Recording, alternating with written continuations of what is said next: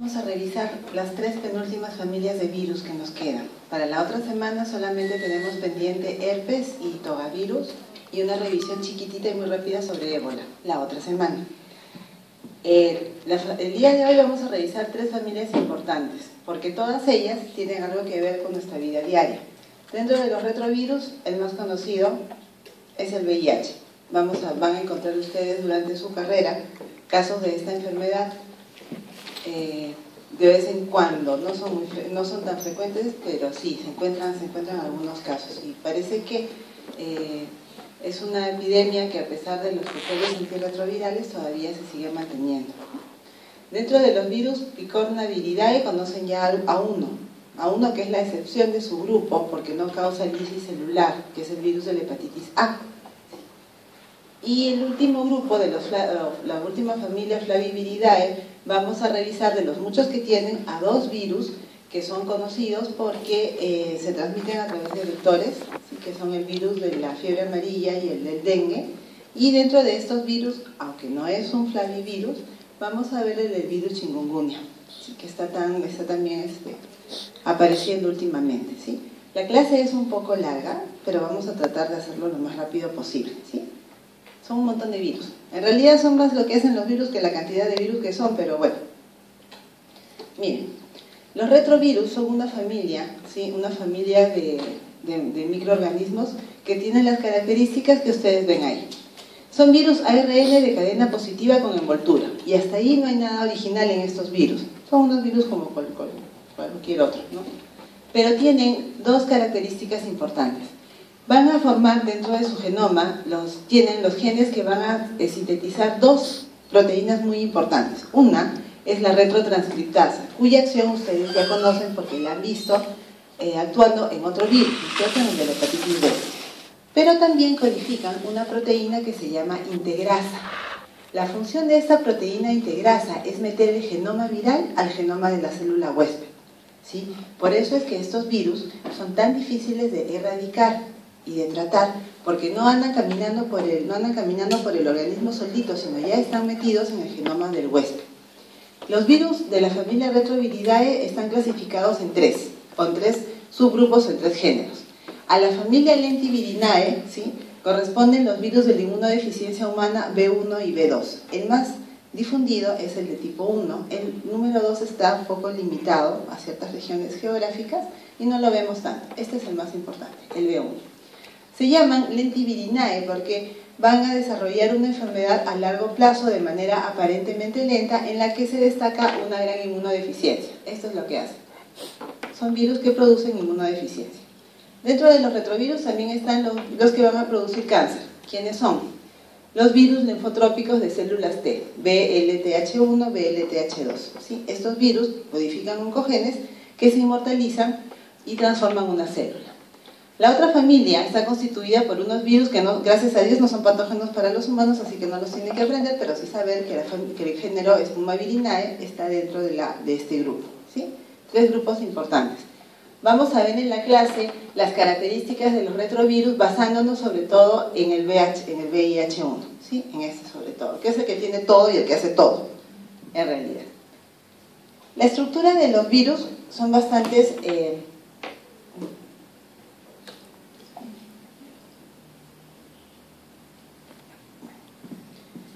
En este esquema están distribuidos, están representados los genomas más importantes o los genes más importantes de un retrovirus. Dice el título que este es un genoma de un retrovirus simple. Es lo mínimo que debe tener un retrovirus. La característica importante son esas LTR que están en 5' y 3'. Esas 2 elementos, LTR, son secuencias de repetición terminal. Estas secuencias de repetición terminal tienen la característica de que en el momento de la replicación viral, ¿sí?, van a ser promotoras, potenciadoras y generadoras de genes de transcripción aparte de los que están aquí, ¿sí? Por eso es que estos virus son tan agresivos y virulentos y pueden causar tanto daño. El virus de la inmunodeficiencia humana tiene, aparte de estos genes básicos, ¿sí?, que están ahí señalados, que son el gen M, POL y GAG, cada uno con las funciones que tiene que cumplir, los elementos que tiene que sintetizar, tiene 6 elementos más de regulación de la replicación, como vamos a ver en un momento.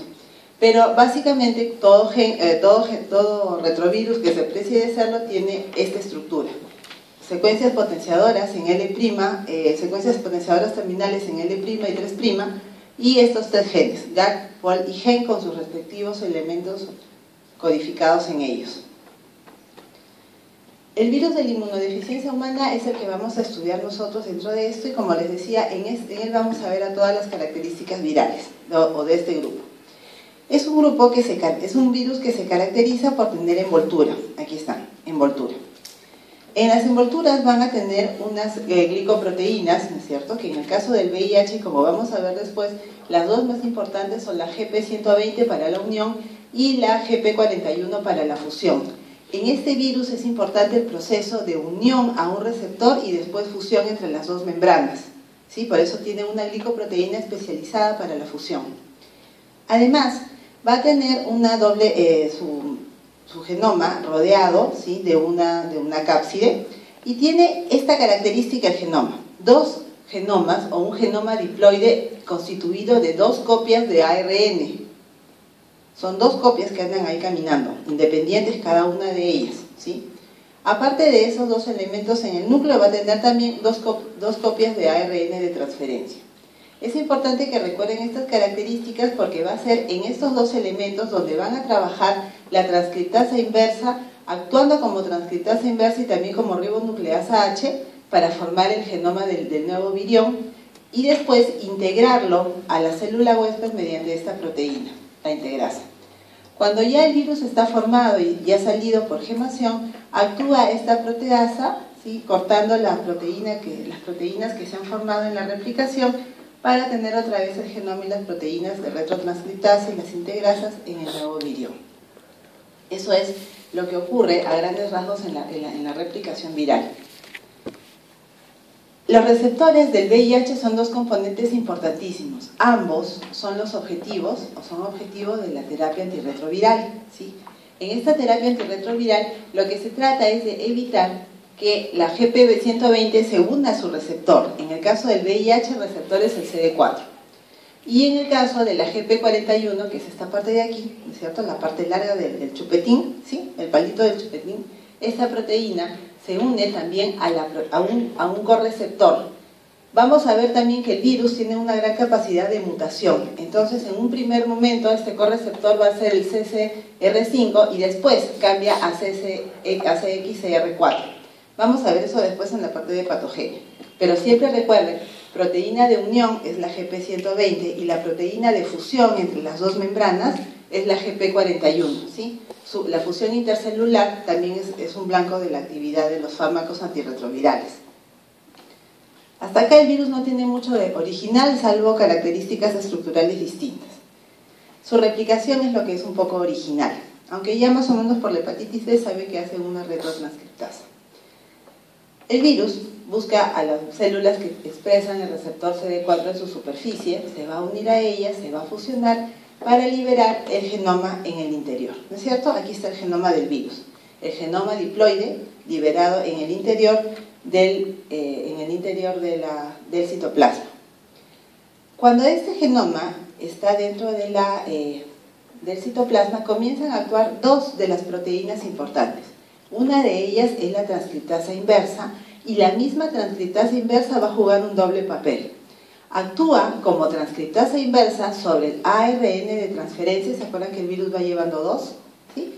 Sobre uno de ellos, y la otra, y la cadena de ARN, comienza a formar una cadena de ADN negativo. La otra función es la de actuar sobre el genoma viral para formar una cadena positiva. ¿Qué va a ocurrir en todo este asunto? Se va a formar una doble cadena de ADN, una cadena positiva y una cadena negativa, que se van a juntar. Cuando estas 2 están juntas, esta estructura se denomina provirus, ¿sí? Este provirus va a migrar hacia el núcleo de la célula y se va a integrar al genoma del huésped por acción de la integrasa.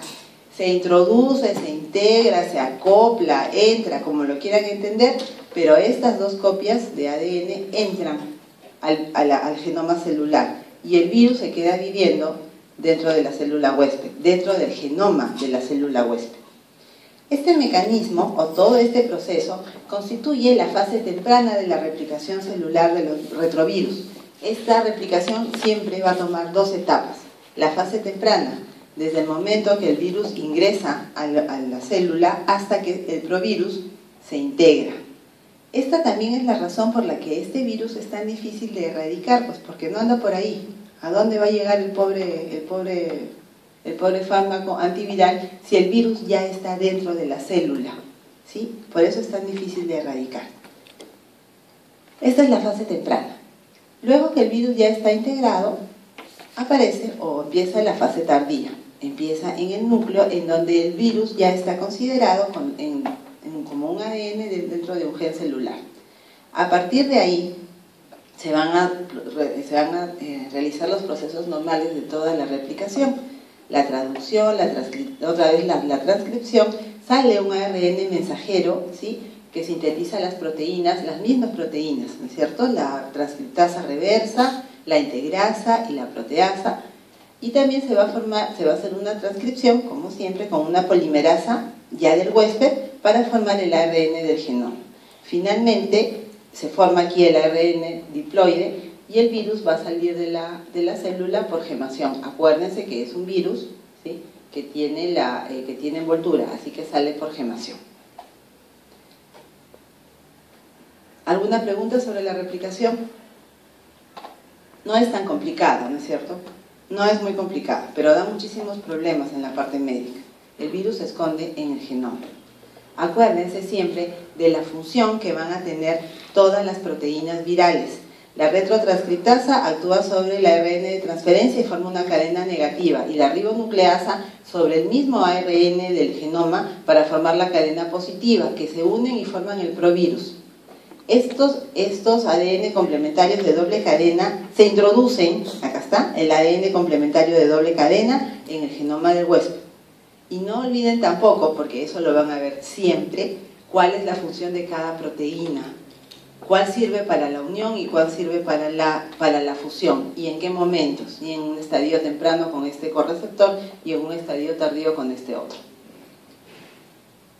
En la segunda fase ocurre lo de siempre, que ustedes conocen bien, todo el proceso de transcripción, y finalmente, cuando ya el virus sale por gemación, actúa la proteasa. Esta proteasa va a romper la proteína larga que se ha formado, a partir de la cual se tienen que sintetizar todas las proteínas del virus, y ya forma la retrotranscriptasa y se forma el nuevo centro del virión, cuando ya salió. Entonces tienen ustedes las funciones de las tres proteínas importantes, del virus. ¿Tienen alguna pregunta sobre la replicación? Ya. Seguimos. Les decía que el virus de la inmunodeficiencia humana tiene también 6 elementos reguladores de la replicación. Todos tienen alguna función especial. Por ejemplo, el gen TAT, que codifica la proteína TAT, activa la transcripción de genes virales. El REP regula y promueve la transcripción del transporte de ARN. Pero es el NEF el que es bastante especial. Es muy importante recordar las funciones de esta proteína en el caso del VIH, porque su actividad indica una progresión de la enfermedad, de una infección del VIH a un cuadro de SIDA, a un síndrome de inmunodeficiencia.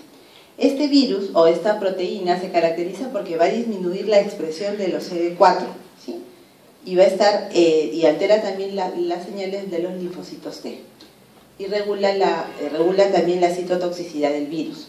Vamos a ver que el virus produce en algunos casos lisis de las células, sí, porque no las va a destruir directamente, sino por su presencia en el organismo, ¿sí?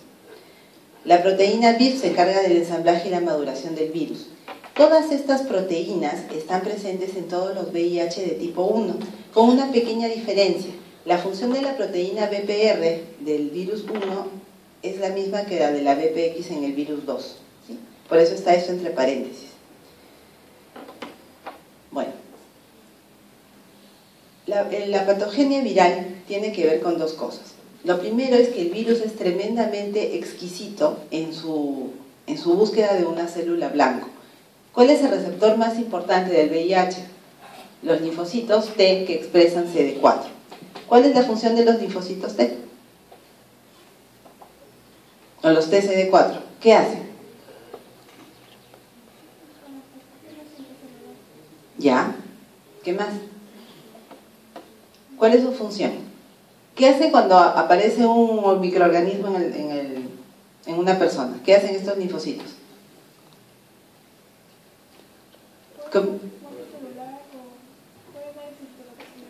Ya, pueden producir citotoxicidad, pero para atacar al cuerpo extraño, ¿no es cierto?, al microorganismo raro. Entonces son un importante elemento de defensa. Pero los linfocitos CD4 son el blanco y el hogar del virus de la inmunodeficiencia y van a ser destruidos. Si estos virus destruyen los linfocitos CD4, las defensas de la persona van a disminuir. Acuérdense que aparte de sus propias funciones, el CD4 estimula la formación de otros linfocitos que son los CD8, ¿sí? Así que dos barreras de defensa están bajas. Esa es la parte por la que el virus puede ocasionar una inmunodeficiencia. El virus puede irse también a todas esas células, células mieloides, macrófagos, monocitos, células dendríticas y microglía. También va al sistema nervioso central. Por eso es que una de las características de la aparición del cuadro de SIDA es una alteración en las funciones cerebrales superiores.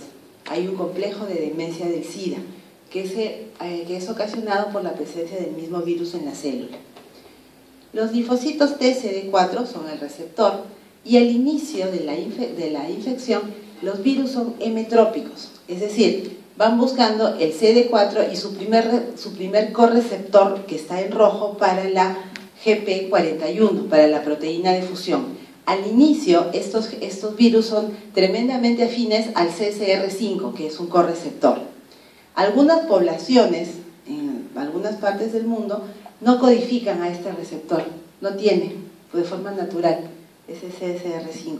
Entonces son naturalmente inmunes al virus, ¿sí? No van a desarrollar la infección.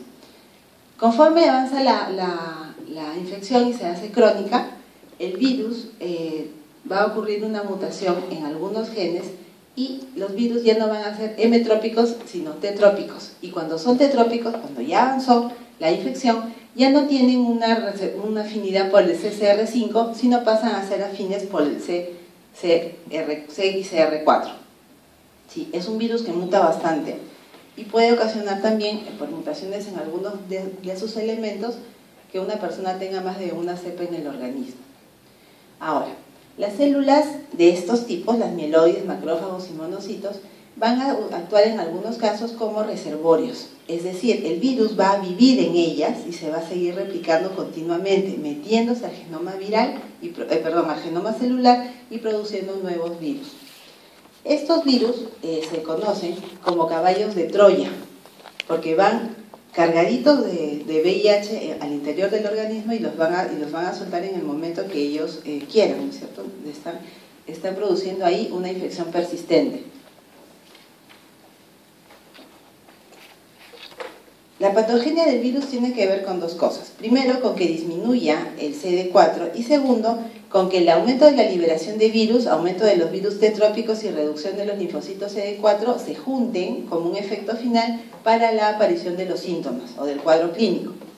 La disminución de los CD4 ocurre por varias cosas. Lo primero es que el virus va a tener un efecto directo sobre el virus tiene un efecto directo sobre la célula. Aunque es un virus que sale por gemación, ¿sí?, puede destruir a los CD4. Que los linfocitos citotóxicos, ¿sí?, puedan inducir una citólisis inmunitaria, es decir, ellos mismos van a producir sustancias tóxicas que no van a afectar al virus porque el virus ya se metió en su genoma, pero afectan al mismo linfocito. Puede aparecer un antígeno del VIH que va a hacer una diferenciación en el momento terminal, una diferenciación terminal que va a acabar matando al CD4, ¿no es cierto?, en su afán de destruir al virus, va a tratar de matar a la célula que lo contiene y destruye además a los CD4. Todos estos elementos juntos van a llevar a que los linfocitos TCD4 estén disminuidos. Si tenemos menos de 200 células por microlitro, lo que va a ocurrir es una respuesta inmunitaria alterada. ¿Y qué ocurre cuando esto pasa? ¿Qué pasa cuando la respuesta inmunitaria está alterada? ¿Qué pueden aparecer? patógenos oportunistas. ¿Qué patógenos oportunistas conocen? Candida albicans. ¿Qué más? Pneumocystis jirovecii. ¿Qué más?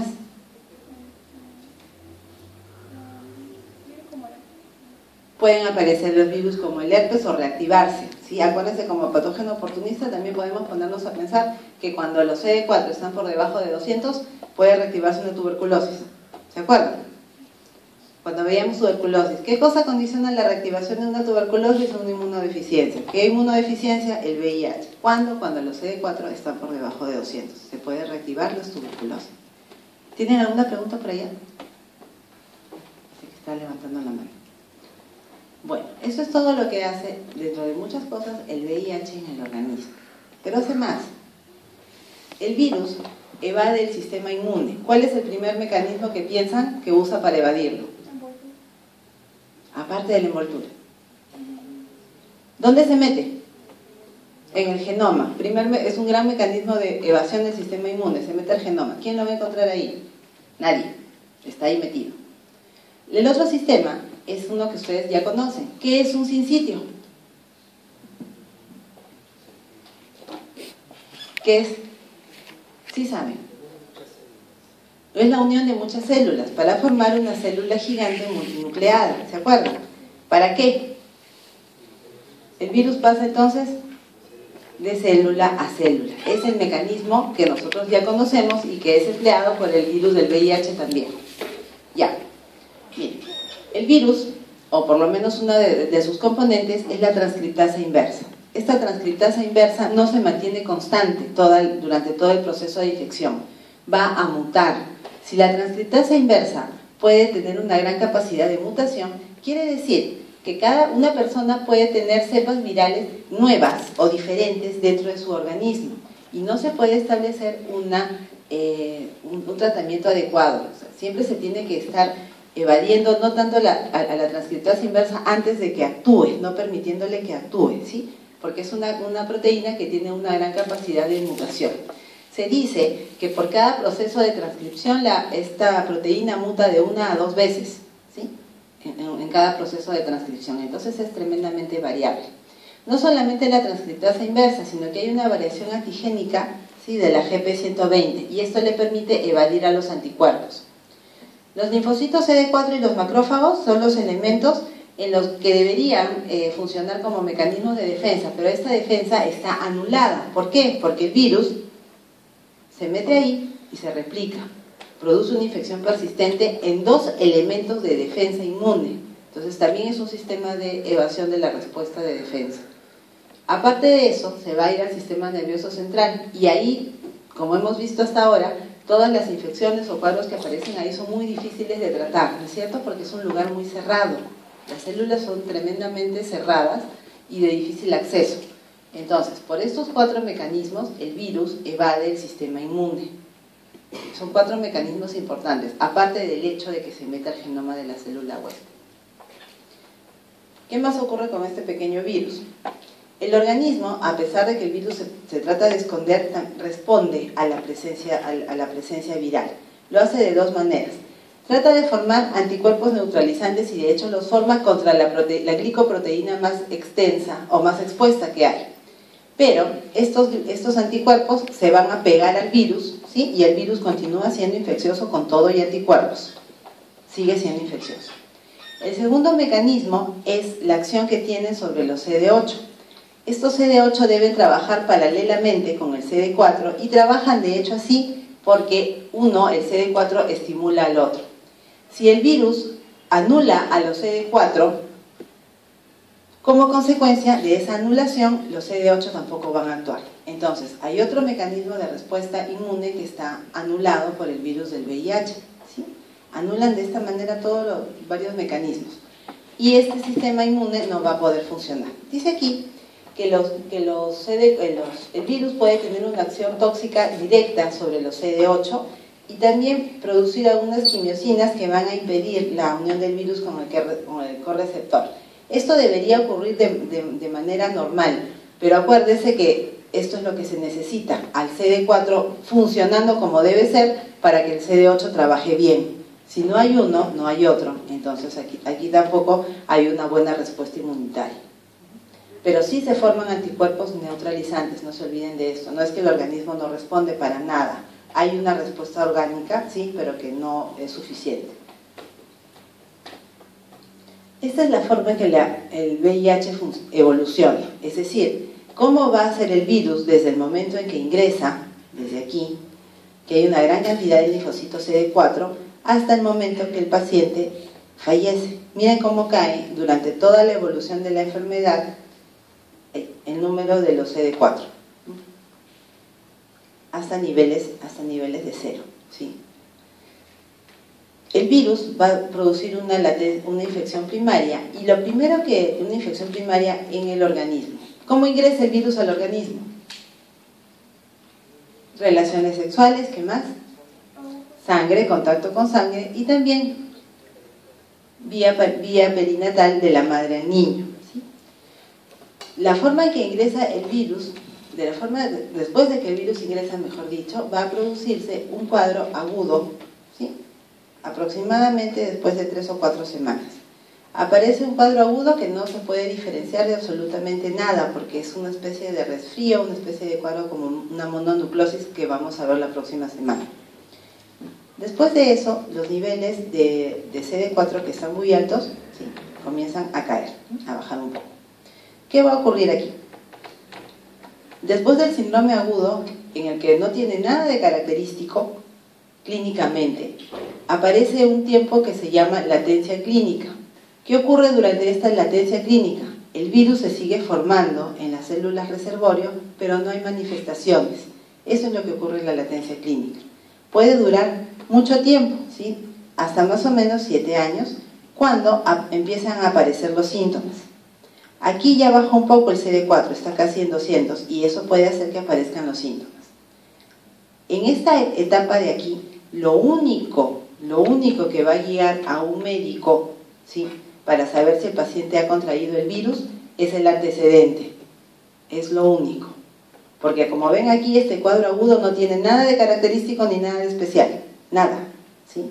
Solamente el interrogatorio, las preguntas y la historia clínica. Solamente el antecedente. ¿Tuvo usted algún contacto de riesgo de alguna manera? ¿Ha usado usted drogas endovenosas? ¿Sí? Es el único dato que nos pueden dar en este momento, y si no, el paciente ingresa aquí. Después de que aparecen algunos otros síntomas que vamos a ver ahora, como por ejemplo el complejo de demencia del SIDA o algún cuadro así, aparecen aquí, un poquito más avanzadas, cuando están más bajas los CD4, las enfermedades oportunistas. Los CD4 siguen cayendo, y esto va a llevar irremediablemente con el tiempo al fallecimiento del paciente. Más o menos después de 11 años de haber contraído la enfermedad, si se sigue esta evolución clásica del libro. Acuérdense que no todo es siempre como está en el libro, puede haber algo distinto. Esto es lo importante. Este es un virus que tiene esta característica única, un periodo de latencia clínica de muchísimos años. El paciente no tiene nada, pero produce virus. ¿Sí? Así es como evoluciona. Al inicio, no se olviden tampoco de esto, los virus son hemetrópicos, ¿sí?, y se van a pegar a las células que expresan el correceptor el CD4 con su correceptor CCR5. Estos virus van a entrar a cualquiera de las células que ustedes ven ahí, que tienen estos receptores, y luego aparece la fase aguda. En la fase aguda los virus comienzan a aumentar, aumento de la producción viral, y proliferan en los linfocitos T. En la latencia clínica ocurre esto: el virus baja mucho en sangre, a veces ya no se evidencia en sangre, baja mucho, pero se está replicando. ¿Dónde? En los ganglios linfáticos, ¿sí?, en un sistema de defensa, sirve también para la replicación. Esa característica es única del VIH, y aparte de eso está metido, haciendo un cuadro de latencia, en macrófagos, CD4, en las células T de memoria y en las células pluripotenciales. Esta característica es única del VIH, ningún otro virus hace este tipo de patogenia ni de evolución.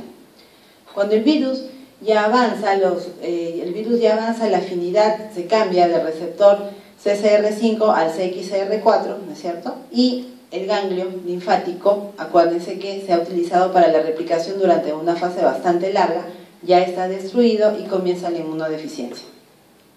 Eso es lo que ocurre con el virus del VIH. Esa es la explicación del cuadro que vimos hace un momento.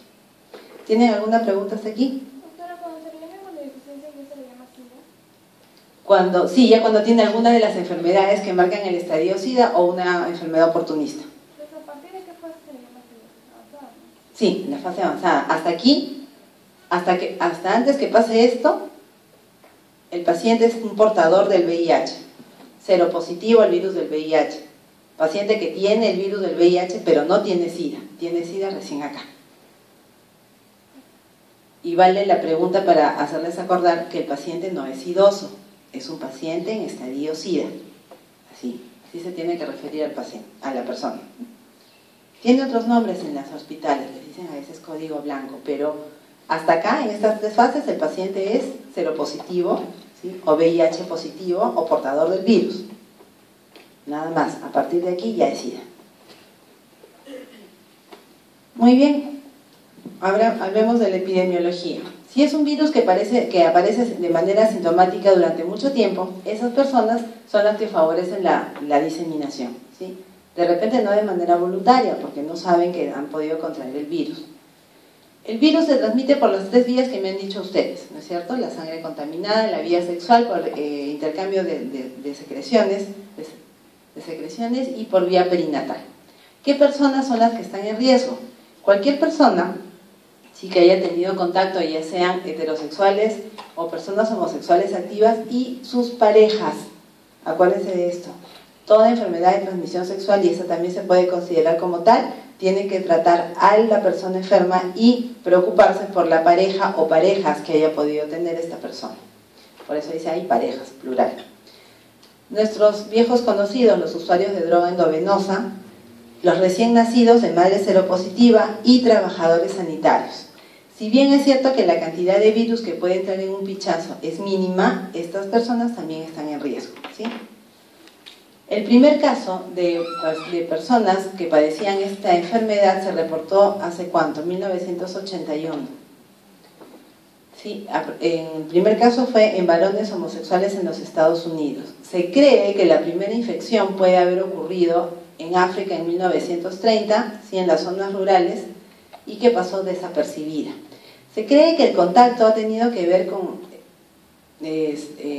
sangre contaminada, ¿sí? de simios, porque el virus de la inmunodeficiencia de tipo 2 tiene una homología bastante grande con el virus de la inmunodeficiencia de los simios, ¿sí? ¿Cuál fue la vía por la que se contrajo o por la que pasó? No se sabe, pero sí tiene un gran parecido en la parte genómica, ¿sí? El virus de tipo 2, que curiosamente está restringido casi a la zona de África. Esta página la consultamos el 29 del mes pasado y la variación y ha habido una cierta variación en las cantidades que reporta ONU-SIDA. Esta es la página web. Se actualiza todos los años, aproximadamente por estos meses, ¿sí? Da la cantidad de personas que están enfermas con el VIH. Hasta fines del 2013 decían, o reporta ONU-SIDA, que hay 35 millones que viven con el VIH, 35 millones de personas. De estos 35 millones, 70% están en la zona subsahariana de África. Ya. Echen mano a sus conocimientos de geografía, ubiquen el desierto del Sahara y hacia el sur están la mayoría de las personas que tienen el VIH. De los 35 millones se sabe que 3.2 millones son niños, 2.1 millones son adolescentes y por encima de 50 años 4.5 millones. Entonces el grueso, si ustedes suman lo de aquí, es la población joven, ¿sí? La gente más joven, porque esto hace 2, 5, 9, 10 aproximadamente. Entonces 25 millones es la población que no está comprendida en estos grupos, población joven, activa, ¿sí? Y bueno, les dejo aquí la página web, si quieren consultarla pueden hacerlo. Hay muchísimos más datos sobre el virus, la forma de transmisión que se utiliza más, qué tanto riesgo hay en las madres, cuántas madres han pasado de estos niños, cuántos han sido contagiados directamente por la madre o por otras circunstancias. Es una información bastante interesante y ahora que ya van a entrar de vacaciones podrían revisarlo. No demora mucho y van a estar actualizados con respecto al VIH. Bueno, Esta es la evolución clínica del VIH. Tenemos una fase inicial, ¿sí? que aparece después de 4 semanas aproximadamente del contacto, pero puede ser tampoco como 15 días. El cuadro pseudogripal, parecido a la mononucleosis infecciosa, en la que hay un pequeño exantema, es todo lo que nos va a indicar que ha comenzado la evolución de la enfermedad. Como ustedes ven, no tiene nada característico. Esa linfadenopatía generalizada que puede persistir más de un año, a veces a los pacientes no les parece importante y no consultan por ella, ¿sí? Puede durar un exantema hasta 3 meses y le echan la culpa a una alergia o a cualquier otra cosa, porque no consideran que pueden haber estado en una conducta de riesgo.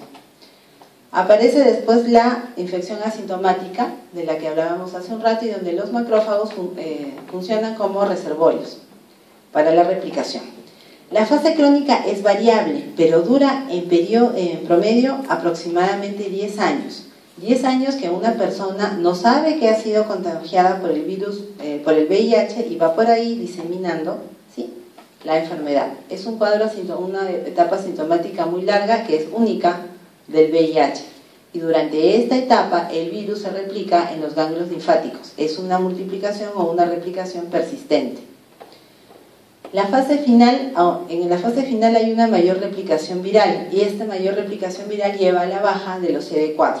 Baja de CD4 que va a ocurrir infecciones oportunistas. Cuando aparece cualquiera de estas infecciones, ¿sí?, o el paciente aparecen las lesiones del sarcoma de Kaposi asociado al virus del herpes o una alteración neurológica, decimos que el paciente ya está en estadio SIDA, ¿sí? A estos los conocen. ¿Qué es el complejo Mycobacterium avium? Lo hemos visto en la clase de Mycobacterium. Ahí decía todavía al pie de la lámina decía, más frecuente pacientes con VIH. El Pneumocystis jirovesi, ¿qué tipo de enfermedad produce? Cerebral, pulmonar, renal, hepática. Es Pneumocystis. ¿Dónde va a atacar? Al pulmón. Ay, Dios. Ya. Ya para el examen eso ya está. No solo para el examen, esto les tiene que quedar para todo. Van a encontrar pacientes con VIH y de repente no en la sala de enfermedades infecciosas de un hospital, sino caminando por la calle, ¿sí? Si se hace el diagnóstico a tiempo, el paciente puede vivir tranquilamente con su cóctel antirretroviral, con todos los cuidados, pero sí. El asunto es darse cuenta de que a veces estas manifestaciones, después de una conducta de riesgo o de haberse expuesto a un posible contagio, pueden desencadenar todo lo demás. El laboratorio o los estudios de laboratorio están repartidos en 3 grandes grupos. Se estudia el estado inmunológico del paciente para ver las subpoblaciones de los linfocitos. Es importante porque tenemos que saber qué nivel de CD4 está, porque eso nos indica qué tan bien va el tratamiento. Está respondiendo al tratamiento, el CD4 se mantiene por encima de 200, entonces eso está bien. El laboratorio también pasa por el hecho de identificar al virus, y eso lo hacemos con la serología. Se toman muestras para detectar a los anticuerpos que se forman entre el mes y los 2 meses. 5% de los pacientes van a demorar hasta 6 meses en formar los anticuerpos. Las pruebas que se hacen son 2, la famosa ELISA, ¿sí?, y también se utiliza la hemaglutinación, y la prueba del Western blot. Las pruebas de ELISA tienen que tener en consideración que no siempre van a detectar una infección reciente, ¿sí? Puede dar un falso positivo o un falso negativo, por lo que debe hacerse una confirmación con la prueba de Western blot. ¿Para qué van a estudiar estas pruebas? La presencia de algunos antígenos y de las glicoproteínas, ¿sí? Por eso es importante recordar a estas pruebas. La prueba de genómica o los estudios genómicos sirven para detectar qué tanto ADN complementario se está formando y la llamada carga viral. Todo esto sirve para tener una idea de que el paciente está evolucionando o está respondiendo bien o mal al tratamiento, ¿sí? Y acuérdense que siempre los pacientes van a tener la necesidad de estudios y control constante por la aparición de alguna enfermedad oportunista o alguna reactivación. ¿Para qué sirve el laboratorio o para qué lo utilizamos? Lo utilizamos primero para detectar a las personas que están infectadas, ¿no es cierto? Tenemos que saber si están infectadas. Nos sirve también para otra cosa importantísima. Acuérdense de los portadores asintomáticos. ¿En qué otra enfermedad infecciosa se establece el estadio de portador asintomático? No solamente viral. ¿En qué otra? Sí saben. Retrocedan hasta enterobacterias.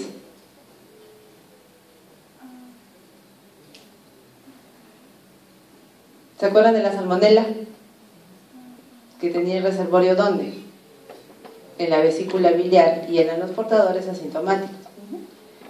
La salmonela. Aquí también hay portador asintomático. La hepatitis B, ¿se acuerdan? También.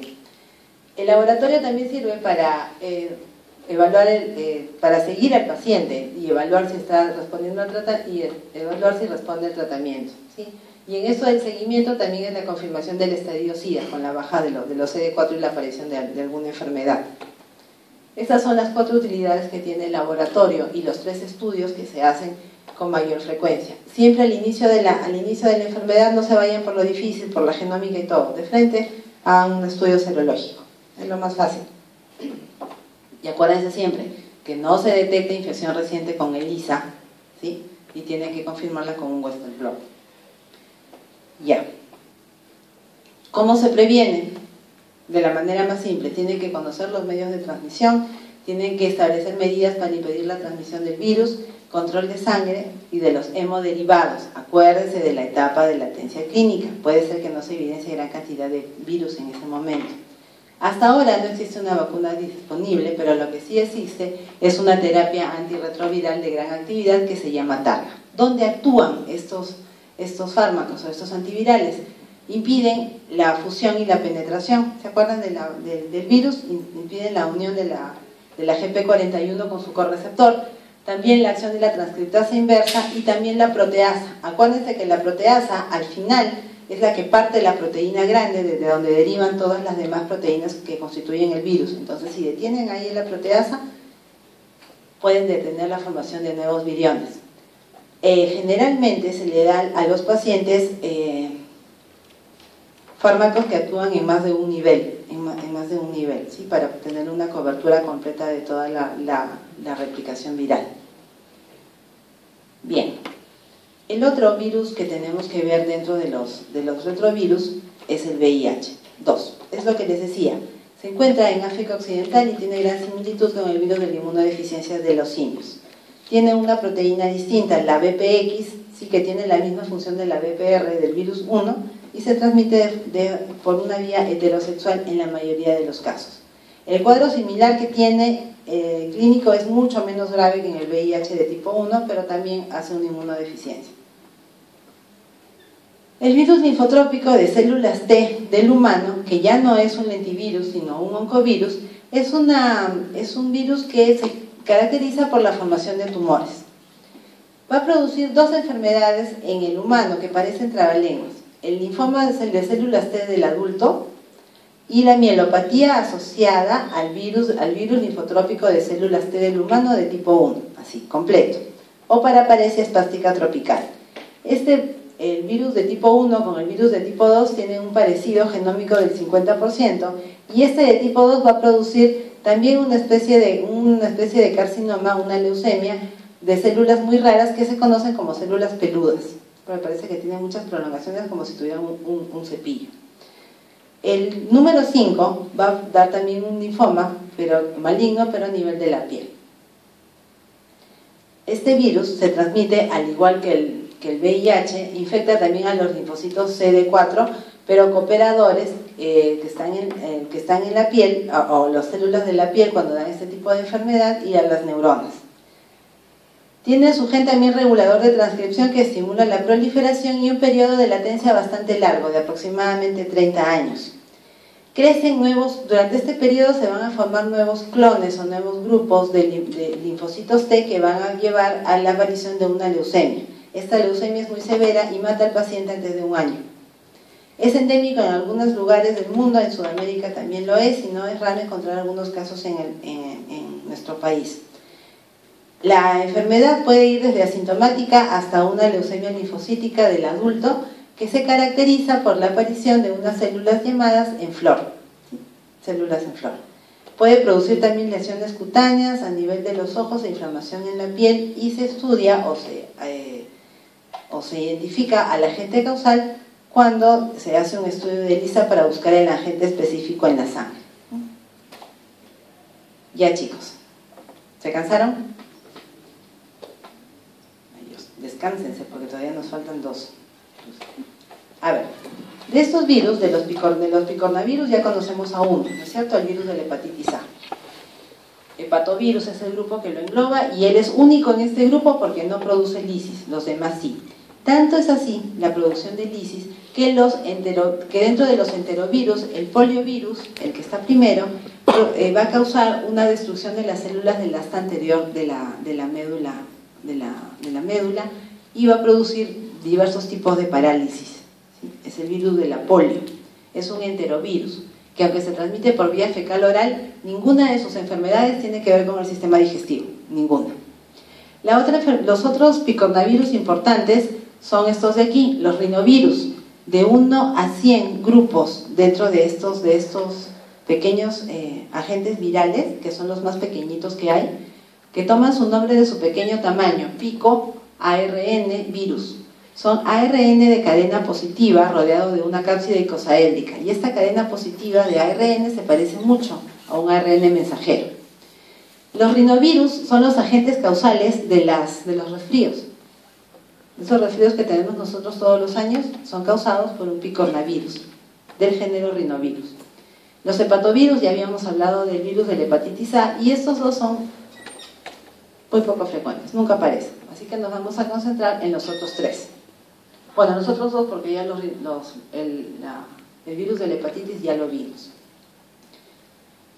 Este virus, es lo que les decía, tiene una proteína BPG que está ligada al genoma y sirve para el empaquetamiento, tiene proteasas y una polimerasa dependiente de ADN. Es el virus más pequeñito que existe, ¿sí? El picornavirus.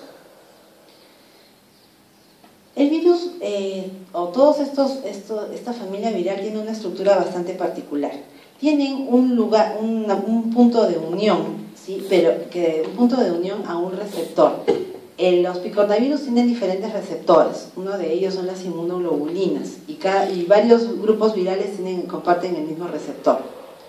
Este virus, una vez que se une a su receptor, va a pasar el genoma, pero no por ningún mecanismo de fusión ni nada, sino por una especie de estructura que se asemeja a un cañón, ¿sí? Esta parte del cañón, o este túnel, si lo quieren entender así, va a unirse a la zona del receptor y está protegido de los anticuerpos neutralizantes, por eso el genoma pasa con mucha facilidad. El virus tiene una cápside que está constituida por protómeros y tiene varias proteínas alrededor, o varias proteínas involucradas en esta formación.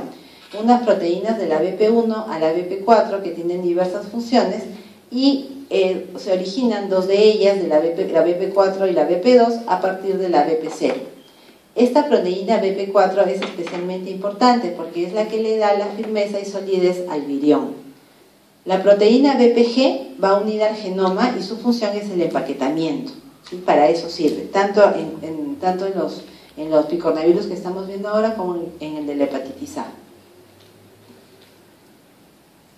Los picornavirus tienen diferentes receptores. Por ejemplo, las inmunoglobulinas sirven para recepcionar a los virus de la polio, los virus Coxsackie y algunos rinovirus. Tienen una molécula de adición intracelular, la ICAM1, a ustedes que les encantan las siglas, la ICAM1, que se encuentra en fibroblastos y células endoteliales. También es receptor para el 80% de los rinovirus y los virus Coxsackie. Y también el factor de aceleración de descomposición, o el CD55, para el ecovirus. ¿Por qué les hacemos hincapié en los receptores? Porque dependiendo de estos receptores, el virus va a producir una determinada enfermedad. Mira. El virus se va a unir a su receptor y se va a ingresar, ¿sí? Mediante el cañón, ¿sí? El canal que hace BP1, va a ingresar el genoma junto con su BPG, con su proteína de empaquetamiento. el virus o el genoma viral se une inmediatamente al ribosoma y en ese momento se traduce todo el genoma viral en una sola poliproteína, una sola. Después de que esta poliproteína ya se sintetizó, actúa la polimerasa, ¿sí? Sintetizan todas las demás proteínas, también la BPG, y el virus se va a ensamblar. Acuérdense que es el proceso de ensamblaje lo que forman los virus, y sale por lisis. ¿Todos los picornavirus se liberan por lisis? ¿Sí o no? ¿Todos los picornavirus se liberan por lisis? No, tiene su excepción. Nunca se olviden de las excepciones de cada familia, ¿sí? La excepción de aquí es el virus de la hepatitis A. En realidad lo característico e importante de esta replicación es la forma en que ingresa el virus el genoma a la célula huésped. No ingresa por mecanismo de unión, de fusión ni endocitosis, no, sino ingresa por una especie de cañón. Se forma una sola poliproteína y a partir de ella se sintetizan todos los elementos de la célula. ¿Cuál es el efecto de la presencia viral en una célula? Primero, el virus necesita todos los elementos celulares para su replicación, entonces va a anular la síntesis del ARN de la propia célula. Es mayor lo que utiliza el virus, ¿sí?, para su propia síntesis y no le deja ya espacio a la célula. Por eso es que hay una destrucción también. Por eso es que el virus es tan dañino, y ese es el resultado de la presencia viral en la célula. ¿Qué pasa después? Los virus van a ingresar por varios mecanismos. Se llaman enterovirus, son los primeros que vamos a ver, son los más numerosos. Y dentro de ellos está el virus de la polio, que es bastante grave el cuadro que se presenta cuando hay una infección por este virus, aunque actualmente con las vacunas está casi erradicado. Los virus van a ingresar por todas estas vías: vía respiratoria superior, bucofaringe también, y tubo digestivo, pero no van a ir, ninguno de ellos tiene como órgano blanco el tubo digestivo. Después de la primera replicación viral, algunos virus se van a ir van a ir a su tejido blanco y después van a tener una segunda viremia por la que se diseminan aún más. En la piel actúan los virus ECO y el Coxsackie A, en los músculos los mismos y también el Coxsackie B, y van a producir todas estas enfermedades. Es importante que recuerden que los virus son tremendamente estables en situaciones de acidez, por eso se pueden trasladar por varios lugares. Sin embargo, el rinovirus no va a pasar de aquí, es el único que se queda en el tracto respiratorio superior, ingresa por vía respiratoria y se queda aquí, porque no tiene la misma capacidad de adaptación de los enterovirus. Los enterovirus se transmiten por vía fecal oral. La enfermedad está determinada por tropismo y la capacidad citolítica viral, a excepción del virus de la hepatitis A. Los virus se van a eliminar en el intestino después de aproximadamente 30 días y se forman anticuerpos protectores. Otra vez, la transmisión viral se favorece por la mala higiene y el hacinamiento, y cuando la fuente de infección es el agua contaminada, se puede producir una epidemia. ¿Qué más? ¿Qué más tiene que saber sobre los enterovirus? El más temido de todos ellos es el virus de la polio. Está erradicado por la vacuna, pero su mecanismo citolítico es muy potente y daña sobre todo el sistema nervioso central. La extensión de la parálisis depende de la cantidad de células dañadas, y esto se va a manifestar en 4 cuadros importantes: el cuadro asintomático, la enfermedad abortiva, que es la enfermedad menor, la no paralítica y la enfermedad mayor. Esta enfermedad mayor, que es la menos frecuente, es la más grave, ¿sí? Se produce una parálisis flácida que aparece de 3 o 4 días después de una enfermedad menor. ¿Qué ocurre aquí? Gran destrucción de las células del asta anterior de la médula y también en la corteza motora cerebral. Puede haber parálisis de las extremidades en la mayoría de los casos, y en algunos parálisis de los centros respiratorios. A partir de alguno de estos cuadros puede aparecer un síndrome postpolimolítico, ¿sí?, después de 30 o 40 años. ¿Por qué es importante que recuerden esto? No que lo recuerden todo, pero sí que sepan de la gran destrucción que puede producir este virus, ¿sí? Aunque la hepatitis A no destruye, este sí, y puede llevar a una parálisis, a una polio paralítica, una poliomielitis paralítica, que es muy severa. está casi erradicada, como les comentaba hace un tiempo, por la vacuna, pero no siempre en todos los lugares se produce la vacunación. Los enterovirus son muchos más. El Coxsackie, por ejemplo, puede producir un cuadro que se llama pangina, que es un exantema. La enfermedad de mano-pie-boca, que quiere decir que hay un exantema que aparece en esas regiones, en la mano, en el pie y en la boca. Algunas lesiones vesiculares y también meningitis. El Coxsackie B es agente causal de la pleurodínia o abrazo del diablo, que es un dolor unilateral intenso, ¿sí?, en la zona del tórax. Después, los enterovirus del 70 y el Coxsackie A24 son agentes causales de conjuntivitis hemorrágica aguda. Solamente para que recuerden, no siempre las infecciones oculares van a ser bacterianas, algunas son virales. Si tienen que tener eso en consideración. Y algunos Coxsackie virus producen solamente fiebre, un exantema maculopapuloso, ¿sí?, que tienen que saber diferenciar bien, y algunos cuadros de resfrío común, que aparentan ser eso, pero son causados por otros virus de esta familia.